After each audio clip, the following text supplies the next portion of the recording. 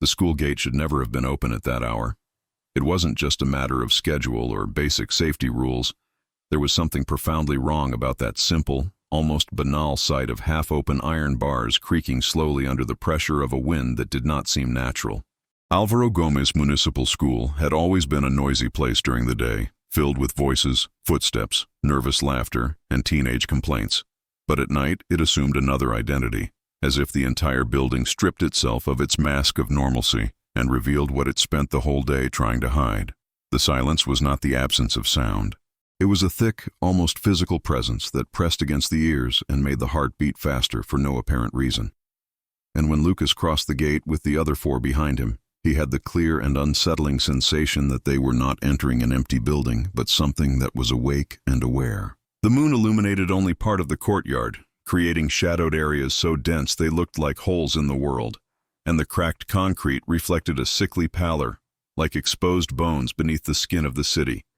The smell was the first sign that something was wrong, an old damp odor that reminded them of freshly turned earth after rain, mixed with rust and something else harder to identify, something that evoked slow and inevitable decomposition.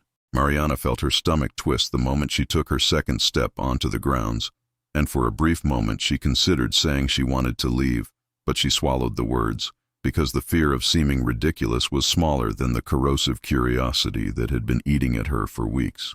They walked in silence, not because they had agreed to, but because none of them seemed capable of breaking that quiet without feeling they would be committing some kind of profanation. Pedro gripped the flashlight with excessive force, the beam of light trembling as it swept across the ground, the walls, the dark windows, and with every strange reflection, he let out a nervous laugh that died before it could fully form, as if the air itself did not allow unnecessary sounds. Sophia kept her arms pressed close to her body, goosebumps rising despite the stifling night heat, feeling a strange pressure in her chest, an old and familiar sensation she had never known how to explain, as if she were entering a place where she did not belong.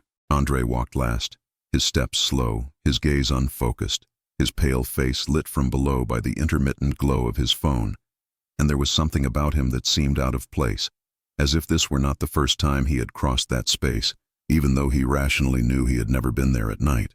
The door to the old wing was unlocked. There were no signs of forced entry, no broken chains, no damaged padlocks, just the door slightly ajar, inviting, like a dark mouth waiting to be fed. When Lucas pushed the heavy wood, the creak echoed through the empty corridors with absurd intensity, reverberating in a distorted way, lingering longer than it should have, and for a second they all had the impression of hearing something respond to the sound, a low collective murmur that seemed to come from everywhere at once. The interior of the building was submerged in a thick darkness, almost solid, and when the flashlights turned on, the light did not seem to spread properly, as if it were being absorbed by the walls, the floor, the ceiling, by something invisible that swallowed every attempt at clarity. The corridors were longer than they appeared during the day, stretching unnaturally, and the classroom doors lined up like crooked teeth, some open, others closed, all equally silent. The smell of earth was stronger inside, saturating the air, clinging to the throat, and Lucas felt a sudden wave of nausea, as if he were breathing something that should not exist in that environment. The walls were marked by thin cracks that snaked organically, resembling veins beneath aged skin, and in some places the plaster had given way, revealing darker layers, as if the building were slowly falling apart to expose something that should never be seen. They moved forward slowly, each step echoing far too loudly, and that was when they heard the first sound that did not come from them. A slow, rhythmic, irregular dragging noise came from the end of the corridor, like something being pulled across the floor with effort, pausing now and then to breathe. Pedro froze in place, his heart pounding, and whispered that it must be a rat, or maybe a homeless person who had gotten inside, but his own voice betrayed that he did not believe it. The sound was unhurried, unafraid, patient and deliberate, as if it knew exactly where they were and felt no need to rush. When the dragging stopped, the silence that followed was even worse, because it felt charged with expectation, like the moment just before a scream. Sophia raised a hand to her ear, feeling a growing ringing, and swore she heard her name whispered from a distance, pronounced with difficulty as if whoever spoke was not used to using their own voice. Mariana tried to rationalize, recalling the documents she had researched, the inconsistencies in the school's construction dates, the old reports she had found in forgotten municipal archives. But all logic felt too fragile in the face of the visceral sensation that they were being watched by something that knew that place better than any living person. They passed the old art room, where broken easels lay propped against the wall, and dark stains on the floor resembled dried paint splatters, though none of them could say with certainty that it was only that. It was there that Andre stopped abruptly, his gaze fixed on a specific spot on the floor, his breathing shallow, his fingers trembling. Lucas asked what was wrong, but Andre took a long moment to respond, as if struggling to organize thoughts that were not entirely his. He said, in a low, distant voice, that he was absolutely certain something was buried right there, beneath that stain, something that did not want to be found, but could no longer endure being forgotten. Perfeito. Segue exatamente do ponto onde paramos, mantendo tradução literal, sem cortes, sem adaptação, sem alteração de tom. Before anyone could react, a sharp crack echoed through the corridor, followed by a dull thud coming from the upper floor, then another and another, like heavy footsteps moving slowly across the ceiling. The sound did not follow a human rhythm, had no natural cadence, and seemed to stumble on purpose, dragging itself, tripping, as if the weight it carried was far too much. Dust fell from the ceiling in small flakes, and Sophia felt something warm run down the back of her neck, realizing seconds later that it was blood, coming from a small cut that had appeared out of nowhere, as if the air itself had become sharp. Panic began to spread, not as a scream or a desperate run, but as a growing internal pressure, compressing thoughts, accelerating heartbeats, making each breath more difficult than the last.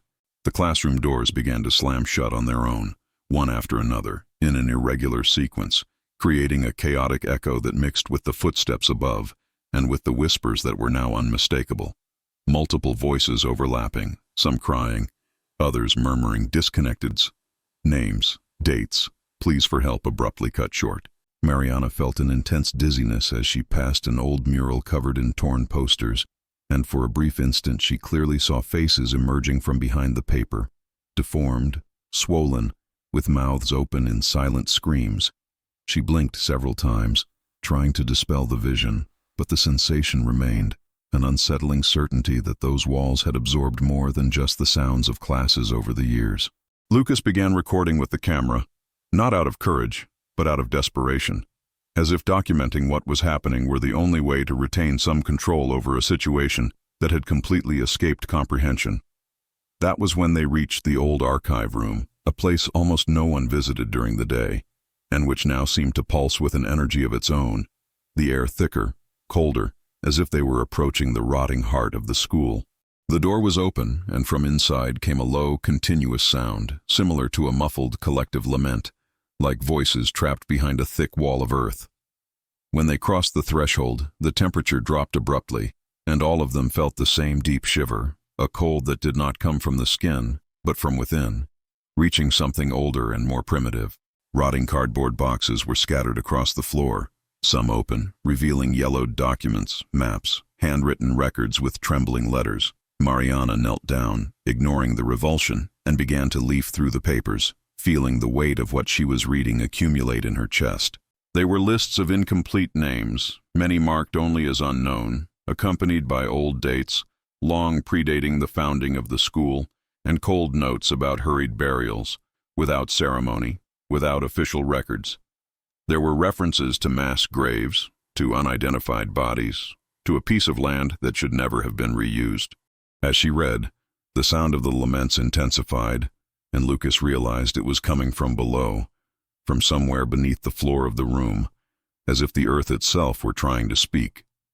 The floor began to vibrate slightly, thin cracks appearing between the old tiles, and Andre dropped to his knees, pressing his hands against the ground, tears streaming down his face without him noticing. He whispered that he had always dreamed of this, of voices coming from below, of hands pounding against the earth, of the suffocating sensation of being trapped, forgotten, abandoned, and that now he understood why, because that place had never left him alone, because part of him had always belonged there. The first scream came from Pedro, when something invisible passed through him with enough force to knock him to the ground, clawing at his back like nails filled with dirt. Horror ceased to be merely psychological, taking on a more direct, more violent form, and the school seemed to respond to their presence like a wounded organism, reacting to the intrusion with ancient, accumulated rage. The flashlights began to fail, flickering irregularly, and in the intermittent darkness they saw silhouettes moving along the walls, shadows that did not correspond to any living body, elongated, twisted, always pointing downward, toward the floor, toward whatever lay buried.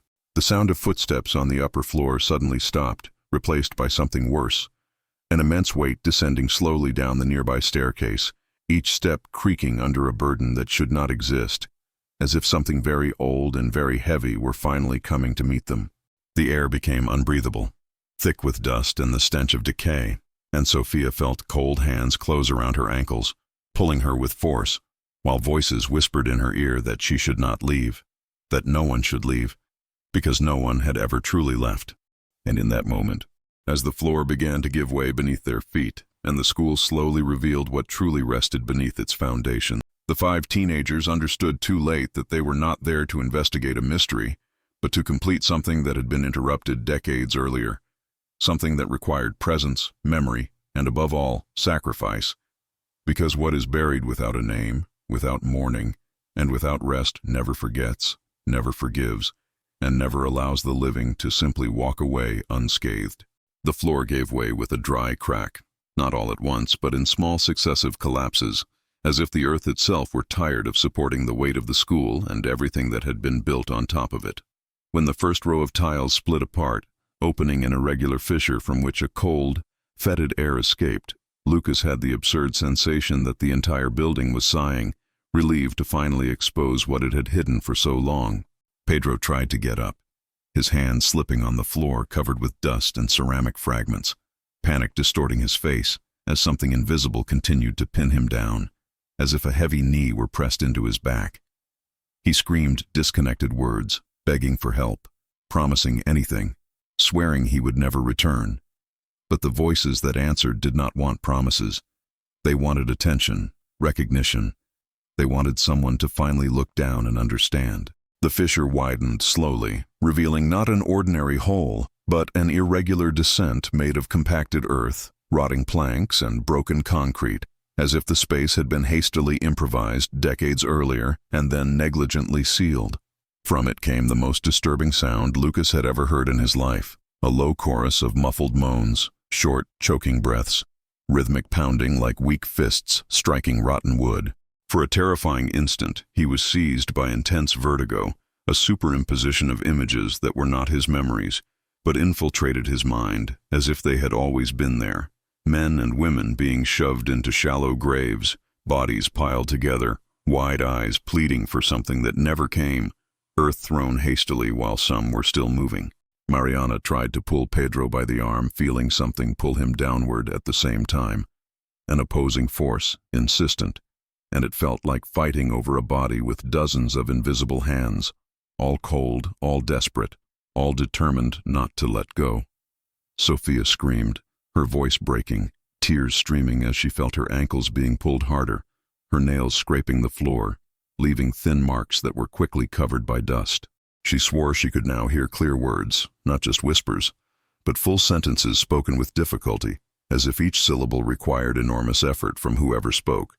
Please not to be forgotten. Whispered accusations against those who had closed their eyes, against those who had built walls and courts and classrooms over bodies that had never been given names. Andre remained kneeling near the fissure, his eyes glassy, as if he were hearing something the others could not fully grasp. When Lucas called his name, the response came slow and distant, laden with a terrifying calm. Andre said it was not just anger, not just pain, but accumulated abandonment, the result of years of being pushed down, silenced, erased, and that the school was not a mistake, but a consequence, because places built on forgetting become monuments to what they tried to hide. He said he had always felt that presence because he had grown up hearing fragmented stories, whispered stories his family never wanted to tell in full, and now everything made sense, because blood also carries memories, because guilt does not die when the guilty do. The heavy sound descending the stairs drew closer, each step accompanied by a deep creak that vibrated through the floor and walls. When the silhouette finally emerged at the edge of the flickering flashlight beams, none of them could identify a complete human form. It was something misshapen, a mass of shadows and broken outlines, like multiple bodies overlapped trying to occupy the same space. Where a face should have been, there was only a dark void, from which continuous whispers escaped. The presence was suffocating, crushing, and Lucas felt his chest tighten as if being compressed by something invisible.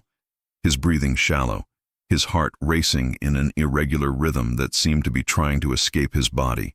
Pedro was dragged closer to the fissure, his fingers digging into the broken edges of the floor, his nails splitting, blood mixing with dust. He now screamed hoarsely, almost voiceless, calling for his mother, his father, for anything that could pull him out of there, but the hands holding him had no intention of releasing him. In a final desperate effort, Lucas dropped the camera and lunged forward, grabbing Pedro by the wrist, feeling something grab his arm as well, a cold pressure that seemed to pass through skin and reach bone. For one terrifying second, he was absolutely certain he would be pulled along, that he would fall into that fetid darkness and never see daylight again. It was Andre who stopped it. He stood up slowly, his movements far too calm for the situation, and walked to the edge of the fissure, ignoring the voices that now turned toward him, whispering his name with disturbing familiarity. He said firmly that he understood, that he knew what had been done to them, that he knew what his family had done, that he knew about the money, the silent agreements, the orders to bury quickly and forget. He said that maybe it could never be fixed, but someone needed to stay. Someone needed to listen. Someone needed to carry it consciously instead of running away. The shadows seemed to quiet for a moment, the whispers diminishing, as if they were listening. Mariana screamed for him to stop, not to go any further, but Andre only turned his face briefly, a sad, resigned smile appearing on his lips, and said it was not fair for everyone to pay, not fair for the weight to keep spreading, and that perhaps the place needed someone who did not want to leave. Before anyone could reach him, the ground beneath his feet gave way completely, and Andre fell into the fissure without a single scream. The moment he vanished, the pressure on Pedro ceased abruptly, the invisible hands dissolving like smoke, and Lucas managed to pull him away from the opening, both of them collapsing onto the floor, gasping, their bodies trembling uncontrollably. The sound of the laments diminished, turning into a distant murmur, almost a continuous whisper, and the misshapen presence began to withdraw, the shadows retreating into corners, beneath the floor, into the walls, as if something had been, in some distorted and terrible way, balanced. The silence that followed brought no relief. It was a heavy silence, laden with meaning, like the silence after a confession that should never have been made. The flashlights stopped flickering, the lights stabilized, and the school seemed to shrink, the corridors returning to something closer to their normal shape, though nothing there could ever truly be considered normal again. Lucas, Mariana, Sofia, and Pedro remained sitting on the floor for long minutes, no one daring to say Andre's name, no one having the strength to look at the fissure now covered by debris, as if nothing had happened there. They managed to leave the building as the sky began to lighten, the gates still open, creaking softly in the early morning breeze, and they walked through the nearly empty streets of the city like ghosts, dirty with dust and dried blood, their eyes unfocused, their minds still trapped in that subsoil that seemed to continue pulsing beneath their feet even at a distance. When they were finally found hours later, wandering aimlessly, the story they told was met with skeptical looks, cold notes, and convenient explanations about collective stress, hallucination, adolescent hysteria. Andre's disappearance was treated as a runaway case, Pedro's as trauma. The school remained open. Classes continued. The corridors filled again with voices during the day, and to anyone observing from the outside, nothing seemed different. But the incidents decreased drastically. There were no more screams coming from the ground, no more invisible shoves, no more shadows moving so aggressively. Instead, something more subtle remained, something more unsettling. A constant, almost imperceptible murmur, like an ongoing narrative whispered beneath the earth. Lucas was never able to watch the recordings made that night again. The camera was returned to him weeks later, without explanation, found in the archive room, intact. Mariana began devoting every free moment to researching forgotten cemeteries, reused plots of land, erased histories. Sophia developed a deep fear of enclosed spaces, waking at night with the sensation of cold hands touching her feet. Pedro avoided talking about what happened, but sometimes woke up screaming, saying he could still feel something pulling him downward. And if you ever walk through the corridors of that school, you might notice that the floor seems slightly uneven in certain spots, as if it were breathing slowly. You might hear, in moments of absolute silence, a distant whisper reciting names that never appeared in any official record. They are not threats. They are not pleas. They are stories finally being told by those who remained buried without voice for far too long, reminding everyone that places built on forgetting never truly stay quiet, and that the price of ignoring the past is usually paid, sooner or later, by those who dare to walk distractedly over it. Time passed, but it did not truly pass. Not for those who had been there, not for those who had felt the ground move like living flesh beneath their feet, and not for the place itself, which continued to exist like a poorly healed wound in the fabric of the city. The weeks following that night dragged on with a forced normalcy, like a poorly rehearsed play in which everyone pretended not to notice the flaws in the scenery. The school reopened without ceremony, without speeches, without any mention of what had happened, and the corridors filled again with footsteps and voices. But something in the daily cadence was wrong, displaced. Like music played slightly out of tune, Lucas returned to attending classes with the constant feeling that he was entering a space that recognized him, that observed him in attentive silence. And every time he crossed the gate, he felt a knot in his stomach, a familiar pressure in his chest, as if the air inside were denser. He avoided looking directly at the floor, especially at the spots where he knew, without any doubt, that something had opened that night. But even so, he noticed small irregularities in the surface, barely perceptible undulations that seemed to change place when no one was looking. Sometimes, while walking hurriedly to class, he had the impression of feeling a soft vibration beneath the soles of his shoes, a slow, rhythmic pulse, similar to deep breathing. Mariana could not simply move on. The images of the archive room, the yellowed documents, the incomplete names, the disconnected dates continued to replay in her mind, and she began skipping classes frequently to search libraries, public archives, old newspapers, and any source that might offer answers. What she found only deepened the horror. She discovered reports of an old informal agreement between authorities and funeral companies, records of deaths that were never investigated, vague mentions of a plot of land used temporarily for emergency burials during times of epidemics and urban violence, always described imprecisely, always without an exact location. When she compared old maps with the current layout of the city, the coincidence was undeniable, and the certainty that the school had been built over that space left no room for doubt.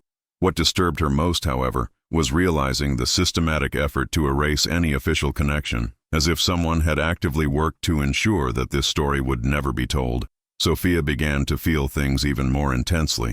The whispers, which before had manifested only at specific moments, became constant, though lower, more restrained, as if they now obeyed some silent rule. She heard them mostly when she was alone, lying in bed at night, her room submerged in half-light, and the voices came from below, not from the floor of her room, but from somewhere deeper, as if they traveled through layers of earth and concrete to reach her. They were not threatening, they asked for nothing, they simply spoke, narrating fragments of interrupted lives, disconnected memories, sensations of cold, of weight, of lack of air. Sophia began to write everything down in a notebook, fearing she might forget any detail, feeling that those stories could not be lost again. Pedro, in turn, seemed to carry the trauma in a more raw, visible way. He lost weight quickly, deep, dark circles marking his face, and began avoiding any conversation that mentioned the school or that night. Still, the nightmares found him often. Dreams in which he fell endlessly into a dark pit, feeling hands pulling him down, hearing voices calling his name with disturbing intimacy. Sometimes he woke with the clear sensation that someone was sitting at the edge of his bed, watching him in silence, and it took long minutes to gather the courage to turn on the... When he finally spoke about what he felt, he described an overwhelming guilt, as if he had been randomly chosen to almost disappear and now carried the weight of having been spared. The school, however, was not satisfied. The presence that had fed on forgetting had been wounded, perhaps temporarily contained by Andre's sacrifice, but not destroyed. The balance achieved was fragile, unstable, and signs of this began to surface subtly, almost imperceptibly, to those who did not know what to look for. Teachers reported strange memory lapses, forgetting entire parts of lessons, students' names, schedules. Cleaning staff avoided the old wing, saying they felt extreme exhaustion when passing through it, as if their energy were being slowly drained. A night guard resigned after claiming he heard conversations coming from beneath the courtyard, complete dialogues carried out in muffled voices, always interrupted when he approached. One afternoon, Lucas noticed something different as he walked down the main corridor. A low, almost inaudible sound mixed with the murmur of students, a constant whisper that seemed to follow his steps. When he stopped, the sound ceased. When he walked again, it returned, as if synchronized with his movement. When he placed his hand against the wall, he felt an intense cold, a sensation similar to that of the night of the intrusion, and for a brief instant he had the impression that something pulsed on the other side of the plaster, responding to his touch. He stepped back quickly, his heart racing, aware that this was not merely a remnant of trauma, but a sign that the place was still active, still aware. Mariana gathered the courage to show the others what she had discovered, meeting Lucas, Sofia, and Pedro in a distant park, far from the school, where she believed they could talk without interference. She spoke about the documents, the maps, the evidence that the cemetery had been larger than they imagined, covering areas beyond the old wing, extending beneath the courtyard, beneath the sports court, perhaps beneath much of the ground. She said Andre's sacrifice had not resolved everything, only momentarily calmed something much greater, something that was still there, waiting. Sofia confirmed it, speaking of the constant whispers, the stories that would not stop coming, and Lucas mentioned the sensation of being followed, watched, even during the day. A consensus formed silently and heavily. It was not over. They had opened something, awakened something, and now carried a responsibility they had not asked for, but that felt inevitable. The idea of returning to the school at night emerged with frightening naturalness, not as a challenge or an adventure, but as an uncomfortable obligation, a task that needed to be completed. Pedro resisted, fear clear on his face, but even he recognized that running had brought no peace, only prolonged the constant sense of threat. On the night they decided to return, the sky was overcast with no moon, and the city felt strangely empty, as if everyone had been silently advised to stay indoors. The school gate once again was unlocked. As he crossed it, Lucas felt a disturbing familiarity, as if he were returning to a place that had never truly let him go. The air was colder than it should have been, and the silence was even deeper, charged with expectation. This time they did not head straight for the old wing. The murmur came from different points across the grounds, scattered, and Sofia pointed out areas in the courtyard where she felt a stronger presence, places where the ground seemed heavier, denser. In one of those spots, near the sports court, the concrete showed recent cracks, forming irregular patterns that resembled ancient symbols, and when Lucas passed the flashlight over them, he had the impression that the lines moved slightly, as if adjusting themselves to the light. Mariana knelt down and pressed her ear to the ground, feeling a faint vibration, a distant sound, like dozens of voices speaking at the same time in a tone too low to be understood. She closed her eyes and, for a terrifying instant, had the clear sensation of hearing heartbeats, not of a person, but of something larger, something that encompassed the entire site. The cemetery was not just a place. It was an entity formed by the sum of all those forgotten deaths, and the school was merely the surface, the visible layer of something that extended far beyond. When the ground began to crack again, this time in the open courtyard, there was no surprise, only a resigned fear. The concrete gave way slowly, revealing a dark and deep space, larger than anything they had seen before, and from it emerged a more intense, more organized chorus of voices, as if it had been waiting for them. The words were clear now, laden with crushing gravity, and they did not ask for help or rest.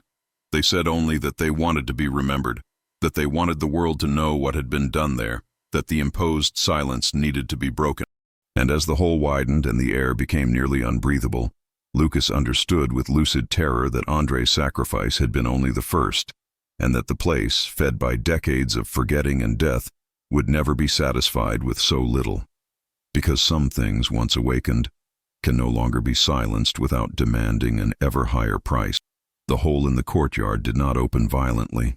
There was no explosion of concrete, nor a sudden collapse that would signal immediate danger. Instead, it revealed itself slowly, like something stretching after being curled up for a long time, pushing against the surface with patience, cracking the ground in twisted lines that spread like exposed veins.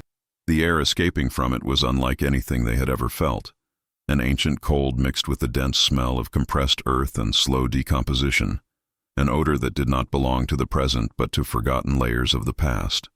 The voices that emerged did not scream or cry. They spoke in unison, with a disturbing calm, as if pain had been replaced by cold determination, repeating fragmented phrases that overlapped until any individual distinction was lost. Lucas felt his legs tremble, not from the urge to flee, but from the strange certainty that the place now recognized them not merely as intruders, but as part of the problem itself, living pieces of a process that could no longer be interrupted. Mariana gripped his arm tightly, her fingers cold, her eyes fixed on the hole, and whispered that this was not happening the wrong way, that perhaps this was exactly how it had always needed to happen, because hiding that history had been the real mistake. Sophia dropped to her knees again, her hands pressed against her chest, silent tears streaming as the voices became clearer in her mind. Not just words, but complete images, scenes of interrupted lives projected inside her with cruel clarity. She saw men carrying bodies at night, weak lanterns illuminating motionless faces. She saw improvised coffins being stacked, heard dry orders to dig quickly, not to ask questions, to forget. She felt the weight of earth being thrown over her, the lack of air, the despair of realizing she was still conscious, that there was still time to scream, but no one would hear. Sophia gasped, clutching the ground, and when she opened her mouth to speak, her voice came out different, deeper, filled with echoes, as if it were not only she who was speaking. She said it was not vengeance, not hatred, but enforced memory, the absolute refusal to disappear without leaving traces, and that the entire site was saturated with those untold stories. Pedro took a few steps back, panic finally overwhelming any attempt at rationalization. But the ground beneath his feet seemed to give slightly, a deceptive sensation of instability that made him stop abruptly. He began to cry, not from immediate fear, but from exhaustion, his mind overloaded by sleepless nights, repetitive dreams, by the corrosive guilt of having been spared while Andre had vanished into that dark pit. He murmured that he could not take it anymore, that he could not carry this weight, that it was not fair, and the voices answered in an almost compassionate tone, saying that fairness had never been part of the equation there, that what remained now was only recognition, and that someone needed to remain conscious while the outside world continued to pretend normality. It was then that Pedro stepped forward, his hands trembling, his eyes filled with tears, and said in a broken voice that he would stay, that if it was necessary for someone to remain there, someone to listen, someone to carry those stories, he would do it, because he could no longer stand running away, because every day away from that place only made the weight heavier. Lucas tried to hold him back, shouted his name, but Pedro pulled free with unexpected strength, moving closer to the edge of the hole as the shadows around him shifted with reverent slowness. He did not seem possessed, nor in a trance, only exhausted, resolved, like someone finally accepting a sentence that had been postponed for too long. The voices grew quiet once more, and for a brief instant the entire space seemed suspended, time slowing in an unnatural way. Sophia felt a violent tightening in her chest, a clear intuition that this gesture was not exactly what the place wanted, but that it would nonetheless have irreversible consequences. Mariana shouted that no, that there were other ways, that exposing the truth, denouncing it, fighting back was possible. But the words echoed hollowly in that space saturated with death. Pedro closed his eyes and took another step. The ground gave way beneath his feet, and the moment he began to fall, the shadows moved with surprising speed, wrapping around him, holding his body for an eternal second before pulling him downward. The hole slowly contracted, the cracks closing, the concrete rearranging itself as if nothing had happened, and the silence that followed was deep, almost respectful. The voices ceased, leaving only a distant murmur, too low to be understood, but present enough to remind them that this was not an end, only another adjustment. Lucas dropped to his knees, the shock leaving him momentarily unable to react, while Mariana stood motionless, her face pale, her eyes wide, trying to process how quickly everything had happened. Sophia felt a wave of overwhelming sadness, but mixed with something unexpected, a partial sense of relief, as if part of the burden had been redistributed once again. The ground now seemed more stable, the air slightly less dense, and the school in the background remained silent, observing. They left the courtyard in silence, passing through the gate that creaked softly, without looking back, aware that nothing there could ever be resolved definitively. In the days that followed, Mariana began to act. She sent documents anonymously to newspapers, to independent investigators, to anyone who might listen. Stories began to surface, first as rumors, then as reports, and public pressure grew slowly but steadily. The school was temporarily closed for structural evaluation. Official excavations began, bringing to light bones, personal objects, human remains that confirmed everything that had been hidden. Lucas followed it all from a distance, carrying a constant sense of being watched, but also a strange clarity.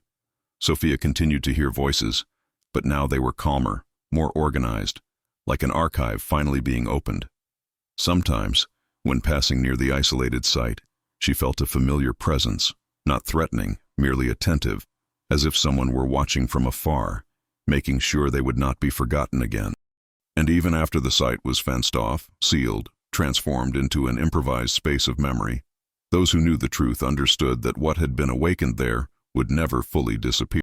Some places carry stories too dense to be silenced, and no matter how much the world tries to move on, there will always be someone capable of hearing, someone willing to remember, because forgetting, when piled over bodies and lives, becomes something alive, patient, and inevitably hungry, waiting only for the next distracted step to manifest itself once more.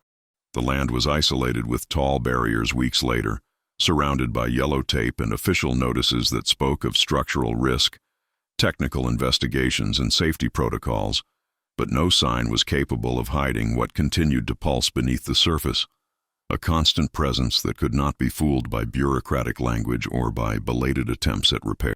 For most people, the school's closure represented nothing more than a temporary inconvenience, the relocation of students to nearby buildings, a passing subject that would soon be replaced by another headline. But for Lucas, Mariana, and Sophia, every piece of news, every image of the excavations, every skeptical comment on social media sounded like a distant echo of what they had lived through, a domesticated version of something that could never be fully explained. The excavations revealed more than anyone expected. Not just bones, but entire layers of overlapping burials, remnants of clothing, personal objects, rings, scraps of fabric, buttons, rusted crucifixes, small evidences of interrupted lives now carefully catalogued by gloved hands. The soil seemed endless, and the more they dug, the more they uncovered, as if the land itself were finally yielding, releasing decades of accumulated silence. Workers began reporting sudden bouts of nausea, dizziness, strange dreams after night shifts, and some requested leave, claiming they felt watched from below even in daylight. Lucas began avoiding that part of the city entirely, but distance did not offer the relief he expected. At night, when the noise of traffic diminished and his apartment was submerged in an uncomfortable quiet, he felt that familiar pressure in his chest again, the sensation that something was trying to communicate, not aggressively, but insistently. At certain moments, when he closed his eyes, he had the clear impression of standing in a long, dark corridor, hearing distant footsteps, smelling damp earth, and when he woke, his heart still racing, it took several seconds to remember where he was, to convince himself that there were solid walls around him and not just layers of concrete over depth. Mariana plunged even deeper into research and denunciation, turning obsession into an almost mechanical routine, as if keeping her mind occupied were the only way not to be swallowed by guilt and the constant sense that they still had not done enough. She became an anonymous source for journalists, providing documents, cross-referencing data, reconstructing timelines, and the further she went, the more she perceived the extent of the deliberate erasure, the network of small decisions, convenient silences, people who chose not to see, not to ask, not to remember. At times, while reviewing endless lists of incomplete names, she felt an intense vertigo, as if the words blurred together, and she had to stop, breathe deeply, resist the temptation to close everything and pretend none of it existed. Sophia continued to be affected in ways that were difficult to explain. The voices never disappeared completely, but they changed, becoming less chaotic, more organized, like an archive slowly being put in order. Sometimes, while walking down the street or sitting on a crowded bus, she felt a sudden chill and an image surfaced in her mind. A memory that was not hers, a face, a name, a brief and intense sensation of interrupted life. She began writing compulsively, filling notebooks with fragmented accounts, trying to record everything before it could be lost again, fearing that forgetting, that patient, hungry force, was merely waiting for the right moment to return.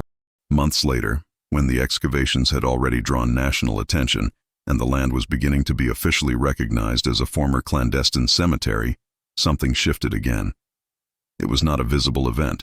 There were no new collapses or explicit manifestations, but a diffuse sense of imbalance began to spread, an unease that was no longer confined to the school or the isolated courtyard. Reports started emerging in nearby neighborhoods, people hearing footsteps beneath the floors of their homes, smelling earth in closed rooms, having recurring dreams of dark tunnels and hands reaching up from below. It was as if, once exposed, those stories had seeped into the fabric of the city, spreading beyond the original point, seeking new ears, new memories. Lucas realized this when a classmate casually mentioned a strange dream involving the old school, describing details that had never been publicly disclosed. The comment was made jokingly, but Lucas's blood ran cold, and he understood that this was no longer restricted to those who had been there that night. The place had awakened something larger, a diffuse consciousness formed by the sum of all those deaths. And now, even fragmented, that consciousness sought to remain present, spreading through stories, dreams, inexplicable sensations. Mariana began receiving anonymous messages, some thanking her for her work, others warning her to stop, hinting at consequences.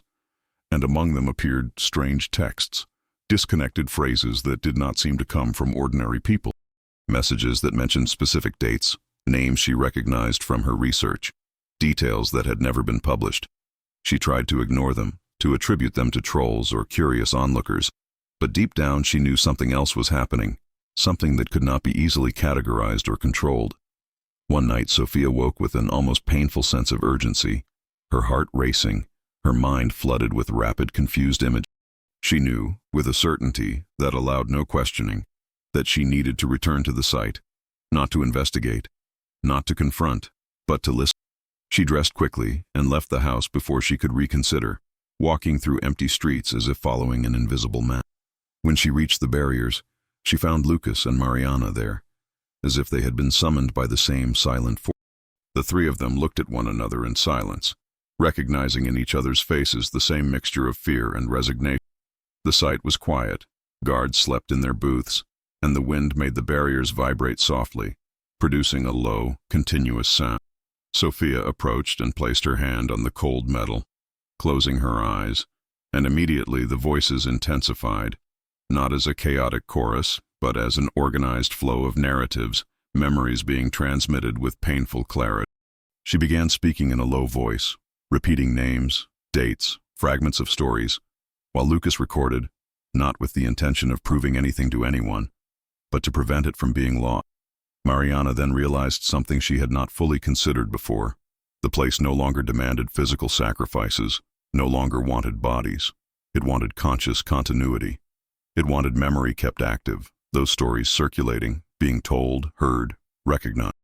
The real danger was no longer the land itself, but the possibility that, after the initial shock, everything would once again be pushed into forgetting, archived, turned into a footnote in a textbook, emptied of meaning. When the sun began to rise, the voices diminished again, and the three of them walked away in silence, knowing they had assumed a commitment with no deadline and no guarantee of rest. The city would continue, People would follow their routines. New headlines would emerge. But as long as someone remembered, as long as someone told those stories with honesty and weight, what had been buried would no longer need to scream to be heard. Still, there was an uncomfortable truth none of them dared to say out loud. Not all stories wanted only to be remembered. Some, fed for too long in the dark, learned to desire something more, something that dangerously blurs into continuous presence, and even memory, when accumulated in excess, can become a different kind of haunting, one that is not confined to a specific place, but follows those who dare to carry what should have been forgotten, whispering constantly to ensure that it is never, under any circumstances, ignored again. As the years passed, the story ceased to be merely an investigation, then ceased to be merely a denunciation, and finally ceased to be merely a collective memory tied to a specific point in the land was officially transformed into a discrete memorial with explanatory plaques, incomplete names engraved in cold metal, and a small garden that tried to impose life over what had once been soil of death. But for Lucas, Mariana, and Sophia, this never represented closure. The place seemed far too calm, like someone who had learned to remain silent not because they were satisfied, but because they knew they would now always be heard. Lucas eventually began working with audio production and documentary storytelling, almost without realizing how deeply his life had been shaped by what he had lived through. He recorded stories from other forgotten places, other erased tragedies, other points on the map where silence had been forcibly imposed, and in all of them he recognized familiar patterns. Sometimes, while editing recordings late at night, he swore he could hear, beneath the layers of sound, a low murmur that was not part of the original material, a subtle interference whispering names he had never researched, dates that appeared in no archive. He learned not to pause the audio, not to investigate too deeply, because he knew some voices did not want to be interrupted, only transmitted.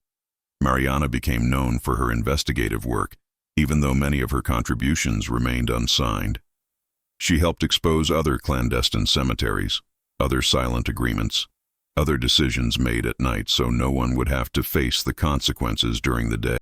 Despite the recognition, she carried a constant sense of insufficiency, as if every truth revealed were only a small compensation in the face of the immense volume of stories that would never be fully recovered. In recurring dreams, she walked through endless corridors filled with closed doors, knowing that behind each one there was something that would never be told. Sophia, in the end, was never able to distance herself from what she had heard. She became a writer, though she avoided labels, and her texts were not exactly fiction nor exactly testimony. They were fragments of interrupted lives, narrated with an uncomfortable intimacy, details no one could explain how she knew. Readers described strange sensations after finishing her books, vivid dreams, a weight in the chest difficult to name, but also a persistent impression that something important had been understood, even without knowing exactly what. Sophia knew. The voices had never left. They had simply learned to speak through her. The disappearances of Andre and Pedro were never officially resolved. Their names appeared in reports, in archived cases, in digital pages that received few visits over the years. But for those who knew the truth, they were never considered ordinary victims. They had become part of the unstable balance that kept that place, and others like it, in relative silence. Not as punishment, not as retribution, but as a direct consequence of having crossed a boundary few ever cross, and of having been seen by something that does not forget. Decades later, when the school no longer existed, when the memorial had begun to be treated as a secondary historical site, visited occasionally by bored students and curious tourists, new reports began to surface. Children saying they could hear stories when they touched the ground. People describing dreams of corridors they had never visited. Sudden chills on hot days, always accompanied by a clear sensation of presence. Not a hostile presence, but a vigilant one. Attentive, as if someone were watching to ensure the lesson was not forgotten. And perhaps that was the most disturbing truth of all. The horror had not ended because it had never intended to end. It had merely changed form. What once manifested as screams, shadows, and collapses now existed as living memory, spread out, embedded in the daily lives of those willing to live. Forgetting had been interrupted, and in its place something else had grown, something that demanded constant attention so it would not once again turn violent. Because places built upon death do not want only to be remembered. They want continuity. They want witness. They want voices that repeat, that transmit, that carry forward what was pushed beneath the earth in the hope it would disappear.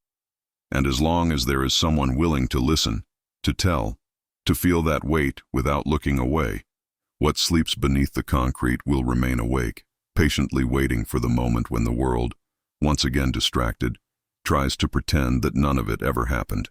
And when that moment comes, because it always does, the ground will move again.